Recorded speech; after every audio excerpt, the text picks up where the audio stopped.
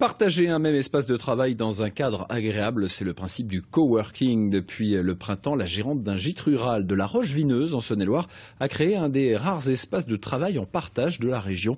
Reportage de Sylvain Bouillot et Gabriel Talon. Une vieille bâtisse dans la campagne mâconnaise, un lieu propice au farniente. Pourtant, au deuxième étage, l'ambiance est studieuse. Ici, les entrepreneurs louent et partagent un espace de travail de 120 mètres carrés. Bureau, connexion Internet, salle de réunion, tout y est, y compris le calme. Les avantages pour moi, c'est en termes de qualité de vie. C'est de pouvoir lier le travail à un endroit qui serait plus presque tourné vers le tourisme. On lie souvent le travail avec une contrainte. Là, c'est pour lier travail et plaisir. Cet espace de coworking existe depuis quelques semaines et déjà 5 entrepreneurs sont inscrits.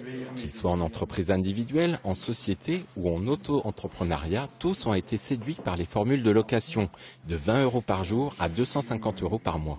L'idée est venue très naturellement en accompagnant des créateurs, que c'était une des clés de réussite de leur projet, c'est d'avoir un petit budget locaux et que la plupart des créateurs n'ont pas le budget pour avoir des locaux.